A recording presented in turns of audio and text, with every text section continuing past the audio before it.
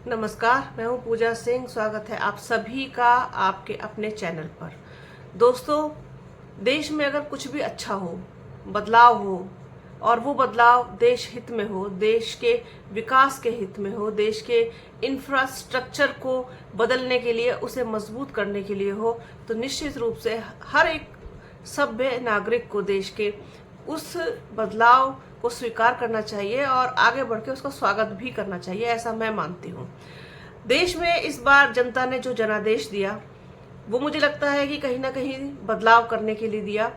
बहुत सारे सांसद भारतीय जनता पार्टी के खुद को रिपीट नहीं कर पाए, हार गए, बड़े बड़े दिग्गज हारे।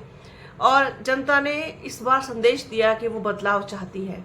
हाँ, ये जरूर है कि बदलाव बहुत डिजास्टर लेवल पर नहीं हो पाया। इंडिया गठबंधन की सरकार नहीं बन पाई, सरकार एनडीए की बनी, जिसमें एक बार फिर से प्रधानमंत्री नरेंद्र मोदी बन गए। लेकिन इस बार विपक्ष बहुत मजबूत है। बहुत सारे नए लोग चुन करके संसद पहुंचे हैं, जनता ने उन्हें भेजा है।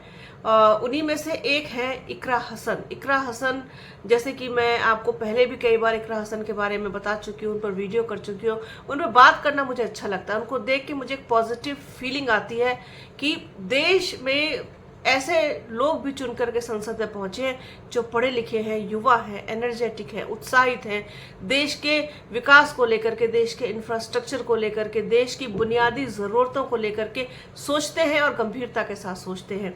इकरा हसन भी इसी तरीके की सोच रखती हैं और कैराना की जनता ने उनको इस बार संसद पहुंचाया है। मतलब भारतीय जनता पार्टी के दिग्गज को हरा पाना एक बहुत बड़ी बात होती है और ये वही कैंडिडेट कर सकता है जिसे सर्व समाज ने वोट दिया हो। सिर्फ किसी एक समाज से, अगर आप जिस समाज से आप खुद आते हैं या उसमें किसी और के ऐड ऑन हो जाने से ये बात नहीं बनती।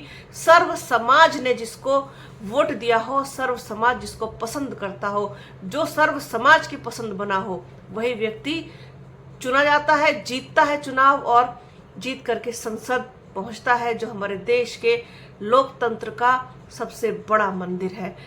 इकरा हसन जब वहां पहुंची, हाथ में संविधान की कॉपी लिए, जिस तरीके से पूरा विपक्ष इस बार संविधान की एक प्रति अपने हाथ में लेकर के संसद में पहुंचा और उन्होंने वहां पर सिंबॉलिक रूप से इसको दिखाया कि जिस संविधान को आप बदलने की बात करते हो, जिस संविधान में आपको ऐसा लगता है कि इसमें बदलाव जरूरी है क्योंकि ये बरसों पुराना घिसा पिटा संविधान है, उस संविधान को बचाने के लिए हमें जनता ने चुना है। और वहां जाकर के ये बताने का प्रयास किया है इन सारे विपक्ष के लोगों ने कि हम संविधान की रक्षा करेंगे।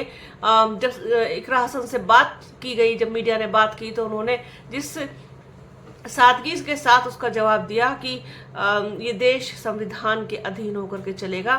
बहुत खुशी है, बहुत नर्वस भी हूँ कि देश के लोकतंत्र के इतने बड़े मंदिर में खड़ी हूँ। ये देश की सबसे बड़ी पंचायत है। इस तरीके से इकरा हसन ने वहाँ पर बोला मीडिया के साथ बात करते हुए और अपनी उपस्थिति दर्ज कराई। इसके बाद जब शपथ लेने की बारी आती है तो इकरा हसन की सबसे खूबसूरत बात जो मुझे ये लगी, वो बहुत कम लोगों ने किया है। मैं ये नहीं कह रही हूँ कि सिर्फ इकरा हसन ने ऐसा किया है, कई सारे सांसदों ने ऐसा किया है जो नवनिर्वाचित सांसद हैं। उनमें से राहुल गांधी भी हैं, उनमें आपके इकरा हसन के साथ साथ एक दो लोग और हैं, मेरे जहन से नाम इस वक्त निकल रहा है, जिन्होंने ना तो ईश्वर की ना अल्लाह की, इन दोनों में से किसी की शपथ नहीं ली। शपथ ली संविधान की, क्योंकि देश संविधान से चलता है, संविधान के अनुरूप ये देश चलेगा और संविधान ही इस देश का सबसे बड़ा मजहब है और सबसे बड़ा मजहब होना चाहिए।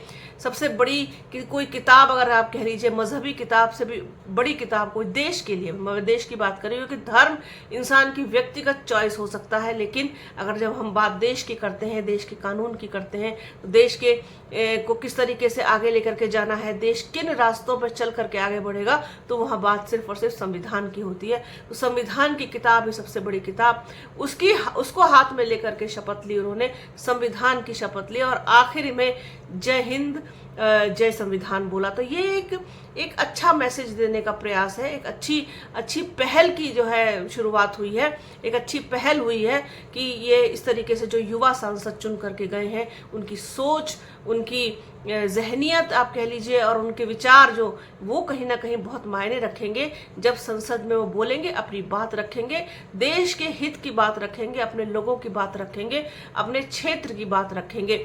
मैंने हमेशा जैसे भी वीडियो किए हैं, जो जितने भी मैंने एक सीरीज पूरी की थी आपके सब लोगों के लिए, इसी चैनल पे की थी, उत्तर प्रदेश, राजपथ उत्तर प्रदेश पर। मैंने उसमें इकरा हसन, चंद्रशेखर आज़ाद, प्रिया सरोज और पुष्पेंद्र सरोज, संजना जाटव, जो युवा चेहरे इस बार संसद में दिखाई देंगे, ताज़ा तरीन फ्रेश चेहरे, जिनको राजनीति का तो कोई खास बहुत अनुभव नहीं है, लेकिन उनके पास सोच है, उनके पास आइडियाज़ हैं, उनके पास देश को आगे बढ़ाने की एक एनर्जी है उनके पास। तो ये किया था, तो लोगों ने बहुत पसंद किया है। आप लोगों ने उन सारे वीडियोस पर अपना बहुत स्नेह और आशीर्वाद दिया है। इसी तरीके से कुछ अच्छा होता है, खासतौर पर युवाओं में मैं देखती हूँ, तो मैं उसको ज़रूर शेयर करने की कोशिश करती हूँ, जिससे एक अच्छा मैसेज लोगों तक जाए। बाकी राजनीति तो हर मुद्दे पर राजनीति होती है, हर चीज़ पर राजनीति होती है। ऐसे क्यों कहा, वैसे क्यों कहा, ऐसा कहना चाहिए था, वैसा कहना चाहिए था, ये कोई नई बात नहीं है, ये कर दिया तो क्या हो गया, वो कर दिया तो क्या हो गया। ऐसा तो बहुत लोग करते हैं, बहुत लोग करते हैं, लेकिन जो करते हैं उनको अप्रिशिएट तो कम से कम करना चाहिए। तो इकरा हसन की ये बात मुझे अच्छी लगी, पसंद आई, सोचा अपने दर्शकों के साथ भी इस चीज़ को शेयर किया जाए। तो बने रहिए हमारे चैनल के साथ, हमारे चैनल को लाइक कीजिए, शेयर कीजिए, सब्सक्राइब कीजिए, बेल आइकन जरूर दबाइएगा। अपना और अपनों का बहुत ख्याल रखिए। जल्द मिलूंगी आपसे एक नए वीडियो में, एक नए मुद्दे के साथ, एक नई चर्चा में। तब तक के लिए जय हिंद।